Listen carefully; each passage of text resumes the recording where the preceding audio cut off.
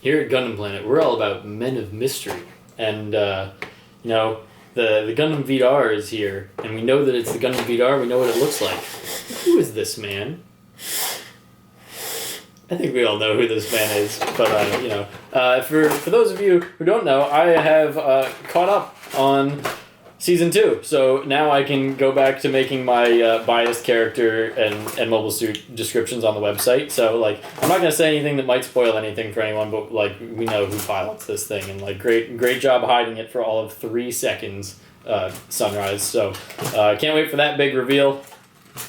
Talk to me about Westworld in the comments. Don't do that.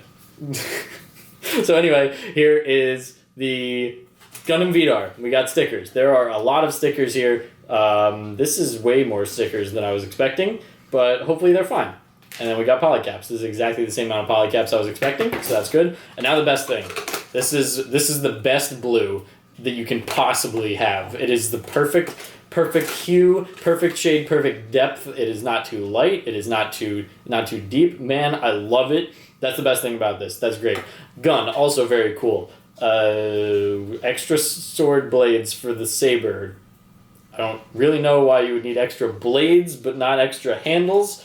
Unless you're approaching combat kind of like Reaper, and you just discard the blade once you're done with it and then get a new one. So that's interesting. Then we got the Gundam frame. And this is, the Gundam frame that you come to expect. And then this is the third runner, which is all kind of dark and all kind of not as soft as I'm used to. So we'll see. It is wedge gated though, so it should be easy to work with. I hope it is, because otherwise you can get some nasty knobs. Ooh, it comes with a little pistol too. So there's interesting stuff going on here. We got the thrusters for the back. We got the leg parts. It looks like it's going to be gorgeous. I'm very excited, mostly for this blue, but I also think that it's just kind of a cool reimagining of the Gundam frames that are already established. And it's not too similar. We get some English color text here about the true identity of the masked man, who has the same name as the machine, is not known. Man, no one knows. No one knows his past. Just to reinforce, no one knows who this man is. Who is this man? Someone tell me, because no one knows. Here he is, the International Man of Mystery, aka the Gundam Vidar, and I gotta say, I love it. I'm gonna come right out and say, build-wise, not as interesting as the Hugo. Finished product-wise, not as sturdy as the Shiden. However, great.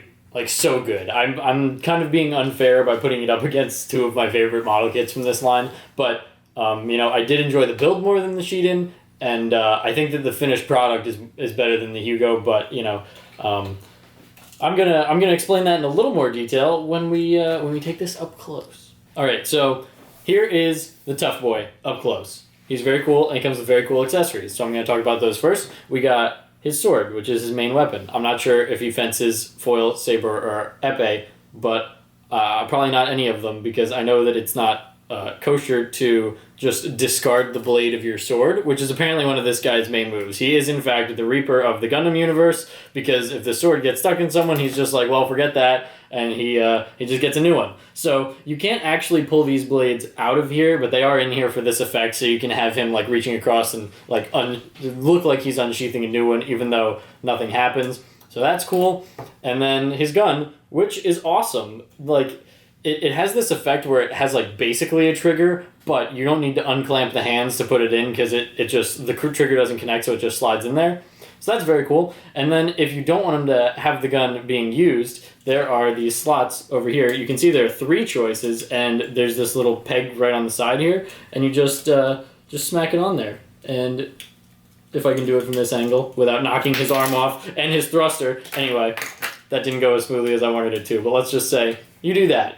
And then, apparently, it does get in the way of the arm, so just articulate the arm out a little bit, get his arm out of there, put it back in, and there, his gun is on the side. So, it is a little bit finicky, but get it in a good pose, you'll be very happy with it. While I am being faced head-on with the drawbacks of this, I will talk about it. My one major gripe is this backpack.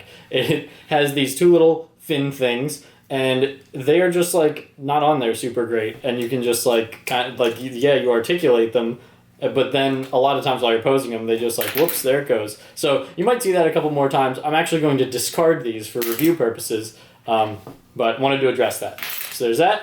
And other than his 2 accessories, you get interchangeable hands, which have these bent wrists so that he can be like doing that with the sword, or like reaching across his body and holding the sword two-handed. So that's very cool.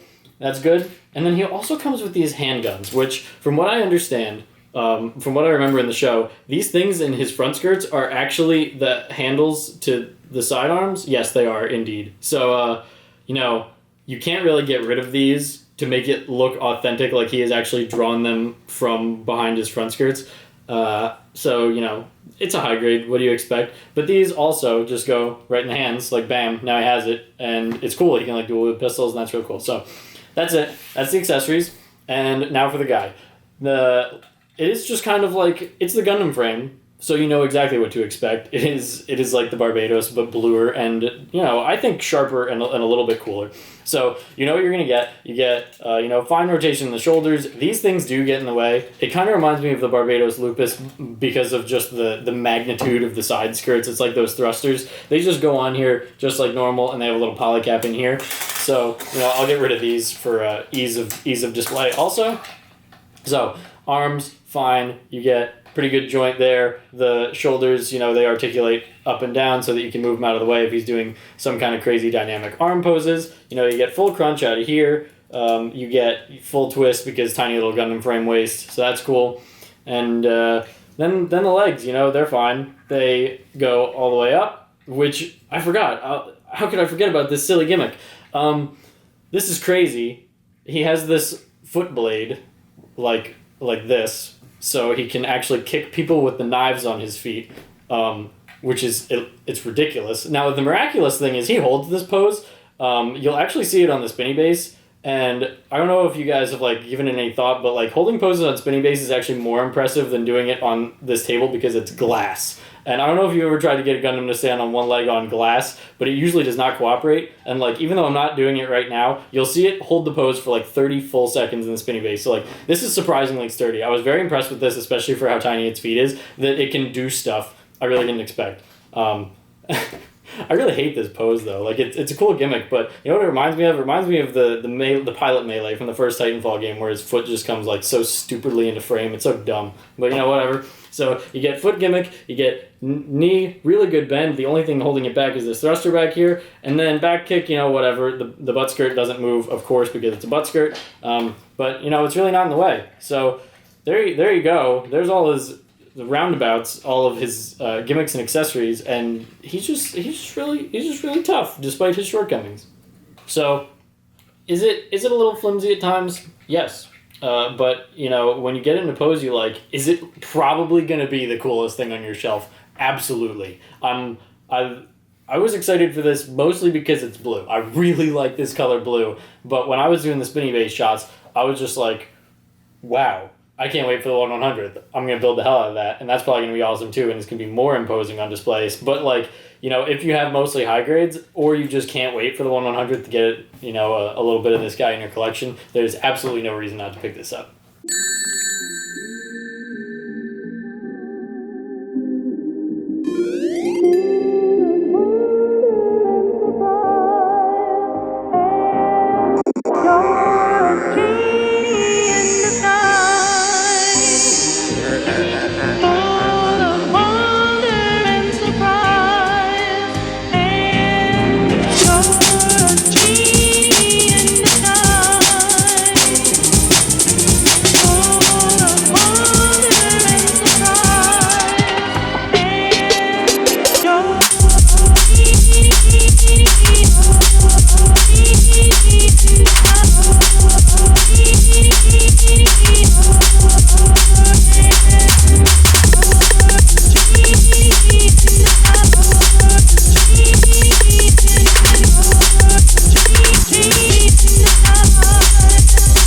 Alright everyone, thank you so much for watching.